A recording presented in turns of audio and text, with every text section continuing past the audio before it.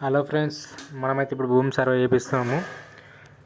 First clean చేయమన్నాడ, గడ్డి ఉంటుంది కదా, గడ్డి గిడ్డి అంతా గంట పెట్టి క్లీన్ చేసి తర్వాత సర్వే వారు వస్తామని చెప్పారు అనమాట. అందుకే క్లీన్ చేస్తున్నాము. ఎండలు మస్తు ఎండ కొడుతుంది, ఫుల్ ఎండలా దూపనకుండా చేస్తూ ఉన్నాము పని అయితే. ఇక పైసలు అయితే మస్తు ఖర్చు అవుతున్నాయి. ఎకరకు 1100 అంట. ఏంది ప్రైవేట్ సర్వే, గవర్నమెంట్ సర్వేనేమో 1500 అంట. First government survey చేయించినాము. 40 ఎకరాలు అనమాట మా తాతలకు, ముగ్గురు తాతలు. తర్వాత ప్రైవేట్ సర్వే అంటే పంచుకున్నాను అనమాట. అలా 1100 అంట.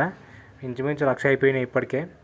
ఇక రోడ్ వేపిస్తున్నాము 1 కిలోమీటర్ లోపలికి, మొత్తము అన్ని చేన్లకు.